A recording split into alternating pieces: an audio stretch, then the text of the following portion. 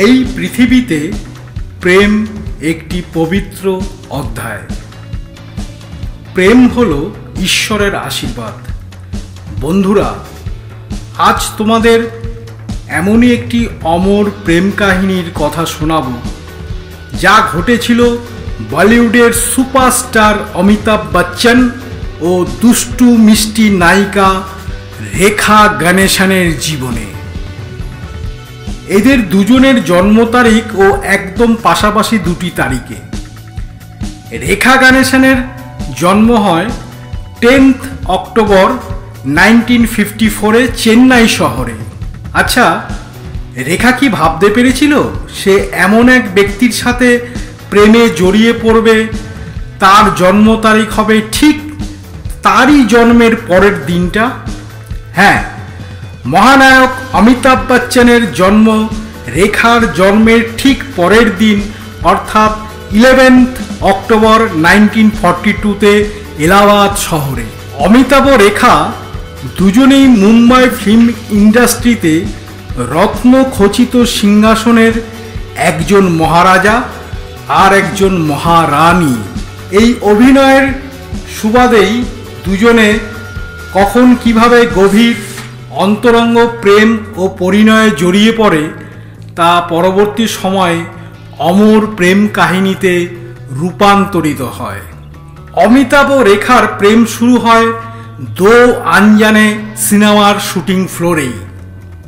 সত্যি দো আনজানে আর আনজানে থাকলো না, দুটি মন মিলেমিশে একাকার হয়ে গেল। সুন্দরী রেখা ও রোম্যান্টিক অ্যাকশন হিরো অমিতাভের প্রেম কাহিনীকে সমর্থন করেছিলেন বলিউডের অনেক প্রযোজক ও পরিচালক। এই অনবদ্য জুটিকে তারা অনেক ফিল্মের কাজে ব্যবহার করা শুরু করেন। তাদের প্রেমকে আরও সুন্দর করে বৃদ্ধির পথে এগিয়ে নিয়ে গেল এই বলিউডের পরপর রিলিজ হওয়া সুপার হিট সিনেমা। তখন রেখা অমিতাভ জুটি মানেই আর কোনো কথা নেই, একের পর এক সুপার ডুপার হিট সিনেমা দর্শকরা উপহার পেতে লাগলো। বাস্তব প্রেম কাহিনী সিনেমার পর্দায় আরও বাস্তব হয়ে দর্শকদের খুব অল্প সময়ের মধ্যে মন কেড়ে নিল। রেখা ও অমিতাভ খ্যাতির চরম শিখরে পৌঁছে গেল। পরপর হিট ছবি আসতে লাগলো, খুন পসিনা, গঙ্গা কি সৌগন্ধ, সুহাগ, মুকদ্দর কা সিকন্দর, রাম বলরাম, মিস্টার নটওয়ারলাল, আর তারপরেই এলো সিলসিলা। শুরুতে রেখা ও অমিতাভের গভীর প্রেম চলতে থাকে। তখন তারা রেখার পরিচিত এক ফ্রেন্ডের বাংলোতে যাতায়াত করতেন। খুব গোপনে চলত অমিতাভ ও রেখার প্রেমের গোপন অভিসার ও প্রণয়, যা সহজে কেউ তখন টের পায়নি। টের পেল একটি ঘটনার মধ্য দিয়ে।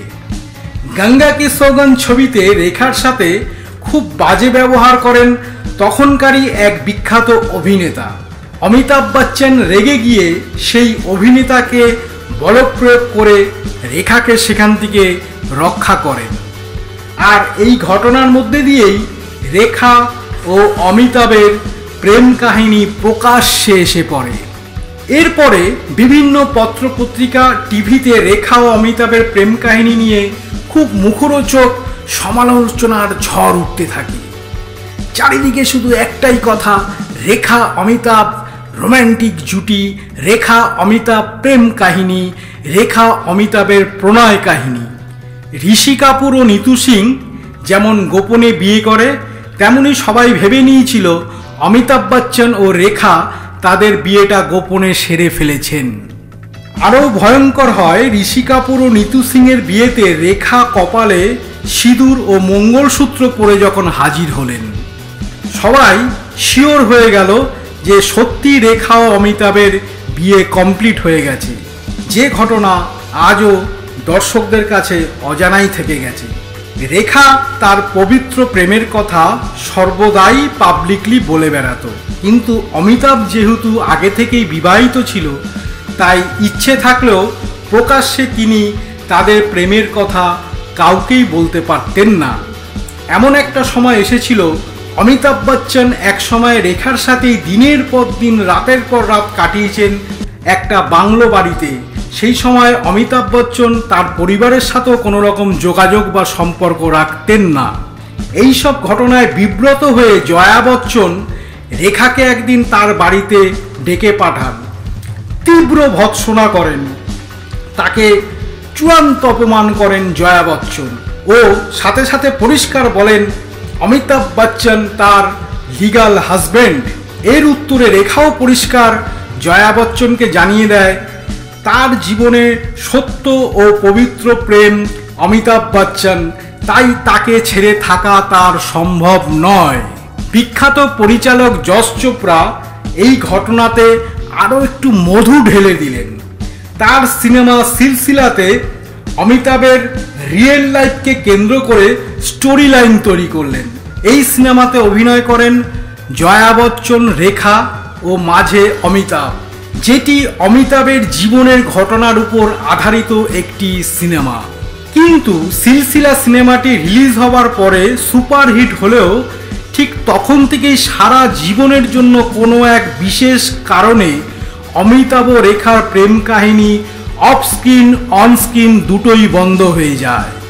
সত্যি অমিতাভ ও রেখার ভালোবাসার সিলসিলা চিরজীবনের জন্য স্তব্ধ হয়ে গেল। তার কারণ পরে জানা গেল। রেখা অমিতাভকে বিয়ের প্রস্তাব দেয় এবং বিয়ের জন্য চাপ দিতে থাকে, কিন্তু অমিতাভ বচ্চন পরিষ্কার বলে তিনি বিবাহিত, তাই রেখাকে স্ত্রীর মর্যাদা দিতে পারবেন না। রেখাও অমিতাভকে পরিষ্কার বলে দেন তাকে যদি সারা জীবন বেঁচে থাকতে হয় তাহলে সত্যি সত্যি অমিতাভের স্ত্রীর মর্যাদা নিয়েই তিনি বেঁচে থাকবেন, দ্বিতীয় নারী হিসাবে তিনি তার জীবনে থাকতে চান না। অতীব সুন্দরী রেখার মায়াজাল থেকে জয়া বচ্চন বের করে আনলেন তার স্বামী অমিতাভ বচ্চনকে। কিন্তু মানুষের মনে রেখা ও অমিতাভের প্রেম কাহিনী মুছে তো যায়নি, বরং সেই কাহিনী আজ অমর প্রেম কাহিনীতে রূপান্তরিত হয়েছে। আজও পাবলিকের মনে ঘুরে বেড়াচ্ছে রেখা ও অমিতাভের প্রেম কাহিনী, যা সত্যি অমর এক প্রেম কাহিনী, যা কোনোদিনও কেউ ভুলবে না, ভুলতে পারবেও না, যা চির অমর প্রেম কাহিনী। এই ঘটনার কিছুদিন বাদে রেখা বিয়ে করেন বিখ্যাত বিজনেসম্যান মুকেশ আগরওয়ালকে। কিন্তু দুর্ভাগ্য, খুব অল্প দিনের মধ্যে রেখার স্বামী মুকেশ আগরওয়ালের মৃত্যু ঘটে। রেখা সম্পূর্ণ একা হয়ে পড়ে, কিন্তু আজও রেখার কপালে সেই সিঁদুর থেকে গেছে। রেখা সিঁদুর মোছেনি। সবাই একটাই কথা বলেন, ওই সিঁদুর রেখা অমিতাভকে স্বামী সম্মান করেই পরেন। আজও রেখা তার কপালে ওই সিঁদুর পরিধান করে আসছেন। সে যাই হোক, আজও পৃথিবীর বুকে রেখা ও অমিতাভের প্রেম কাহিনী চির অমর হয়ে আছে। জনগণ আশায় দিন গুনছে কবে আবার অমিতাভ বচ্চন ও রেখাকে একসাথে দেখবেন অন স্ক্রিন ও অফ স্ক্রিন। অঞ্জলি স্টুডিওজের পক্ষ থেকে মহানায়ক মেগাস্টার অমিতাভ বচ্চন ও মহানায়িকা বিখ্যাত অভিনেত্রী রেখাজিকে জানাই গভীর শুভেচ্ছা, অভিনন্দন ও ভালোবাসা। আগামী দিনে তাদের জুটি আবার ফিরে আসুক এই আশা ও প্রত্যাশা রাখলাম একান্তভাবেই।